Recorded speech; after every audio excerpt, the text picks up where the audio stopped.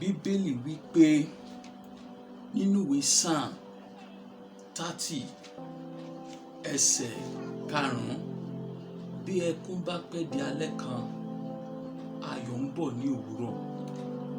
Ìwọ ojú tó ń wò mí, ibikíbi kóhun kò ti máa gbóhùn Olúwa lẹ́nu mi. O ò nílò láti ronú kú, o ò nílò láti lọ para rẹ, o ò nílò láti gbé poison jẹ.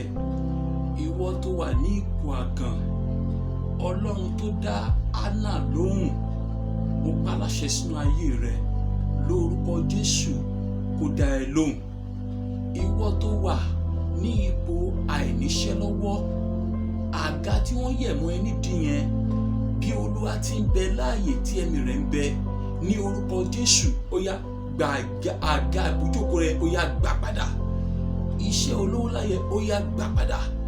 Ìwọ tí èṣù da ìgbéyàwó ẹ̀ rú, ní orúkọ Jésù lónìí àtúnṣe látọ̀dọ̀ Ọlọ́run ó yá kó bẹ̀rẹ̀ sí máa ṣẹlẹ̀. Lórúkọ Jésù ìgbéga látọ̀dọ̀ Ọlọ́run kó bẹ̀rẹ̀ sí máa ṣẹlẹ̀ nínú ayé rẹ. Bí ẹkún bá pẹ́ di alẹ́ kan, ayọ̀ ń bọ̀ ní òwúrọ̀. Gbogbo ohunkóhun tó jẹ́ ìbànújẹ́ nínú ayé rẹ, lórúkọ Jésù mo pa láṣẹ ni. Mo dá ìpè mi papọ̀ mọ́ ìpè bàbá mi ní Olúwa, Prophet Michael Ọlátúnjí Sàlámì, pẹ̀lú ìpè tèmi náà wípé ayọ̀ lórúkọ Jésù kó wá ayé rẹ rí. Ó yá jáde kúrò nínú ipò ìbànújẹ́ yẹn, ní orúkọ Jésù jáde kúrò nínú ipò ẹkún yẹn, lórúkọ Jésù jáde kúrò nínú ipò ẹ̀gàn yẹn, lórúkọ Jésù jáde kúrò nínú ipò ìnira yẹn, kúrò nínú ipò pọ́njú. Ó yá jáde bí Olúwa ti ń bẹ láàyè tí ẹ̀mí rẹ̀ ń bẹ. Nínú àdúrà ìṣẹ́jú 10 prevailing prayer yìí, àdúrà àgbàṣẹ́gun yìí, lórúkọ Jésù mo pa láṣẹ ni. Ó yá kó rí tiẹ̀ ṣe, ọ̀rọ̀ ẹ kó dayọ̀. Lórúkọ Jésù ò ní gbọ́ àdúrà yìí kó má rere mú. Lórúkọ Jésù Ọlọ́run tí ń ṣe ìyanu ó yá kó jẹ́rìí ara rẹ̀ nínú ayé rẹ̀. Ìyanu tí ìwọ tó ń wò mí ó yá kó di mímọ̀ nínú ayé rẹ̀. Lórúkọ Jésù testimony ayọ̀ mo ní kó jẹ́. Nínú àdúrà yìí yóò dára fún ọ. Gbogbo ohun tí ayé ti sorí ẹ̀ kodò nínú ayé rẹ̀, lórúkọ Jésù agbára Ọlọ́run àjíǹde ó yá kó jí wọn dìde. Lórúkọ Jésù ọwọ́ Ọlọ́run ìpè mi mo ní kó gbé wọn dìde. Lórúkọ Jésù Bíbélì wípé ọwọ́ kan kàn mí, ó sì gbé mi dìde lórí ẹkún mi. Ibi tí ọ̀tá gbé dá ẹkún lẹ̀ sí yẹn, lórúkọ Jésù mo lo àṣẹ ìpè àti májẹ̀mú rere Ọlọ́run. Lórúkọ Jésù ó yá dìde, ó yá wọnú ògo lọ. Lórúkọ Jésù wọnú ayọ̀ lọ. Ó dá ìwọ ọ̀run ṣẹ́kùnrin yẹn tó nílò láti jáde kúrò nínú Nàìjíríà yìí lọ sí ìlú ọba. Mo rí pé yẹ pẹ̀lú ọ̀hún lọ́lọ́run fi dá ẹ. Mo pa láṣẹ agbára tó ń di ẹ lọ́wọ́, agbára tó ń di ẹ lọ́nà, wípé òun ò ní ẹ kó rí bí rò ó, òun ò ní ẹ kó rí bí gbégbèsè, òun ò ní ẹ kó rí bí físà ẹ rí bí bọ́ sí, òun ò ní ẹ kó rí bí rá láàánú. Mo pa láṣẹ agbára yẹn kó di òkú. Lórúkọ Jésù gbogbo ọwọ́ tó ń yọ ayé rẹ lẹ́nu mo ní kó gbẹ dànù. Lórúkọ Jésù gbogbo ọwọ́ tó ń yọ ayé rẹ lẹ́nu mo ní kó gbẹ dànù. Mo gbàdúrà lórúkọ Jésù Kristi Násárẹ́tì, ojúmọ́ kì í mọ́ kí àkìtàn má gbọrẹ. Ó yá ọrẹ òwúrọ̀ yìí, ọrẹ ọjọ́ gbogbo kó máa tọ̀ ẹ́ wá. Lórúkọ Jésù kó fi ìgbàgbọ́ rẹ máa ṣe àmì níbi tó ti ń gbé gbóhùn Olúwa lẹ́nu mi. A ní ojúmọ́ kì í mọ́, lórúkọ Jésù kí àkìtàn má gbọrẹ. Mo gbàdúrà lórúkọ Jésù lẹ́tà ayọ̀ rẹ mo ní kó mú tọ̀ ẹ́ wá. Lórúkọ Jésù lẹ́tà ìgbéga rẹ mo ní kó mú tọ̀ ẹ́ wá. Ó dá ìwọ tó tẹ fẹ́ ṣe ìgbéyàwó yẹn tó ń wò ó tí ọkùnrin tàbí obìnrin tó ti já ọkùnrin ní ọ̀pọ̀lọpọ̀ ìgbà, mo ní ọdún 2021 yìí agogo ìgbéyàwó mo ní kó dún. Nínú olórí rẹ mo ní agogo ìgbéyàwó yẹn mo ní kó dún. Lórúkọ Jésù ò ní bálá ìfọ̀ọ̀tì. Lórúkọ Jésù ayọ̀ tiẹ̀ náà mo ní kó dé kankan. Lórúkọ Jésù ìgbéga tiẹ̀ náà mo ní kó dé kankan. Lórúkọ Jésù kó dára fún ọ.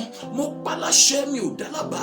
Gbogbo ohun tí ọ̀tá ti dàrú nínú ayé rẹ, lórúkọ Jésù láti inú àdúrà yìí lọ, lórúkọ Jésù kó bẹ̀ sí máa gbà tútò, kó bẹ̀ sí máa gbà tútò, kó bẹ̀ sí máa gbà tútò, kó bẹ̀ sí máa gbà tútò. Àánú Ọlọ́run èyí tó wá Dáfídì rí, orin kan kọ báyìí pé bánú rẹ̀ bá ń sọ̀rọ̀, ogun wo ló lè dúró? Bánú rẹ̀ bá ń sọ̀rọ̀, ta ló lè dí lọ́wọ́ o? Jẹ́ kánú rẹ̀ sọ̀rọ̀ lórí ayé mi o. Bàbá aláàánú. Ó yá àánú Ọlọ́run èyí tó dúró de Samuel, tó dúró de Dáfídì, èyí tí Samuel ẹni àmì Ọlọ́run tó Ọlọ́run rán láti yan ọba ní ilẹ̀ Ísírẹ́lì. Mo gbàdúrà ní ìdílé Jésù, ní ìdílé bàbá tiẹ̀ náà, ó yá àánú Ọlọ́run kó wà ọ́ rí lórúkọ Jésù. Ní ìdílé ìyá tiẹ̀ náà, àánú Ọlọ́run èyí kó wà ọ́ rí. Àánú tó máa sọ àbúrò di ẹ̀gbọ́n, àánú tó máa sọ ìrù di orí, àánú Ọlọ́run tó máa gbé ní kúrò ní ìkólẹ̀ tó ń gbé ní sókè. Mo gbà láṣẹ ní lórúkọ Jésù fún ìwọ ojú tó ń etí tó ń gbọ́ mi, fún ìwọ ojú tó ń wò mí, fún ìwọ ọkùnrin yẹn, fún ìwọ obìnrin yẹn. Àánú Ọlọ́run, àánú Ọlọ́run, àánú Ọlọ́run tí Ọlọ́run ẹ̀mí mímọ́ tó fi wá Dáfídì rí. Àánú Ọlọ́run mo ní kó wá ọ̀rẹ́. Wo bí o ò nílò láti ronú kú, o ò nílò láti para rẹ. Ohun tó nílò òun ni àánú tó máa sọ ẹ̀gàn di ògo. Ó yá kó bẹ̀rẹ̀ ṣẹ́nu ayé rẹ̀ lórúkọ Jésù. Mo ní kó bẹ̀rẹ̀ ṣẹ́nu ayé rẹ̀.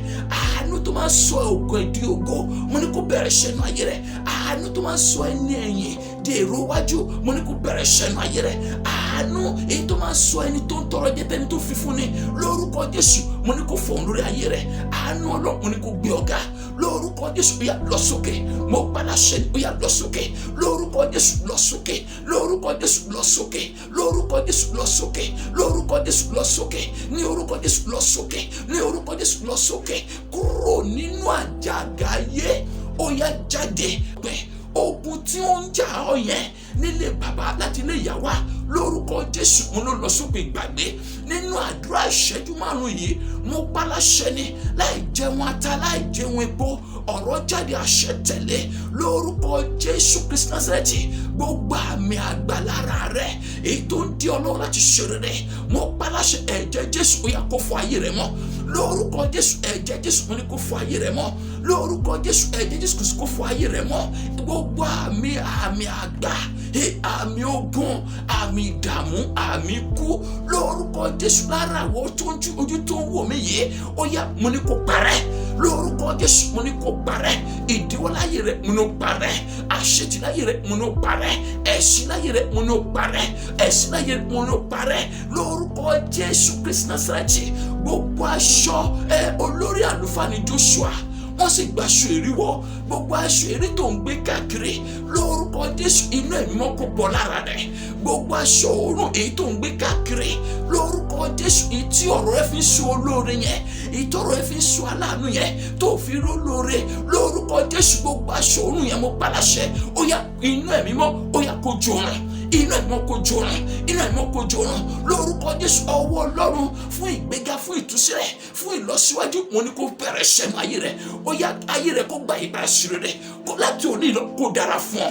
Nínú ipò tó wá yẹn jáde kúrò níbẹ̀. Nínú ipò ìbànújẹ́ tó wá níbẹ̀ ó yá jáde kúrò níbẹ̀. Ọlọ́run tó máa wọn Ísírẹ́lì wọ ilẹ̀ ìmúṣẹ lílé lọ lórúkọ Jésù. Gbogbo ìlérí tọ́lọ́run ní fún ayé rẹ̀ lórúkọ Jésù kó bẹ̀rẹ̀ sí máa wá sí ìmúṣẹ lórúkọ Jésù. Kó máa bẹ̀rẹ̀ sí máa wá sí ìmúṣẹ bí ó ṣe gbọ́ mi ìlérí Ọlọ́run kó wá sí ìmúṣẹ lórúkọ Jésù. Má jẹ́ ìlérí Ọlọ́run fún ìgbésí ayé rẹ̀ kó wá sí ìmúṣẹ. Ibi tó lọ́n fẹ́ fún ọ gangan wà á dé bẹ́ẹ̀ láti inú àdúrà lọ mo ní o ti dé bẹ́ẹ̀ lórúkọ Jésù. O ti dé bẹ́ẹ̀ yóò dára fún ọ.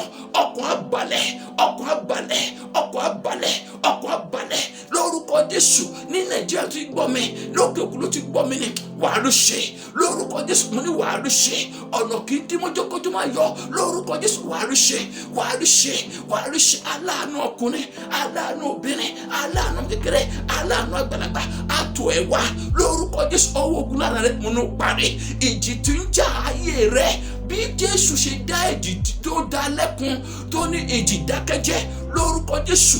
Èmi náà náwó ìgbàlà sí ìjì ayé rẹ̀ wípé láti ṣẹ́yìn lọ ìjì tó ń jà tó ní òlérè ọmọ bí, ìjì tó ń jà tó ní òlérè ọkọ rere, ìjì tó ń jà tó ní òlérè orí ìyàwó rere, ìjì tó ń jà tó ní òlérè lọ síwájú lórúkọ Jésù. Ìjì ayé rẹ̀ mo ní kó dákẹ́jẹ́. Ìjì òkùnkùn ni, ìjì oṣó ni, ìjì àjẹ́ ni, ìjì ìpọ́njú ni, ìjì àìníṣẹ́ gidi lọ́wọ́ ni, ìjì rírà ni lórúkọ Jésù. Gbogbo ìjì òórùn tó ń jà láyé rẹ̀ mo pa láṣẹ mo dá dúró lórúkọ bàbá tó máa tó pé ìjì kó dákẹ́jẹ́, ìjì kó dákẹ́jẹ́. Ayé kó bẹ̀rẹ̀ sí máa ní ìtumọ̀ sí rere láti ṣẹ́jú lọ. Ó yá kó pè mí kó fún mi testimony ayọ̀ orí bẹ́ẹ̀ ò ṣe bẹ́ẹ̀. Ògo ni fún ọ̀rọ̀ lókè ọ̀run. Jésù Olúwa wa. Ìránṣẹ́ tó ń súre fún ọ yìí òun ni ìránṣẹ́ tí Ọlọ́run tó rí àánú gbà lọ́dọ̀ Ọlọ́run ìpè rẹ̀. Orúkọ mi ni Pastor Akinyele Akemi láti iṣẹ́ ìránṣẹ́ the Light of God International Ministry, Ayobo Lagos. Ire yóò dára fún ọ. Jesus is Lord.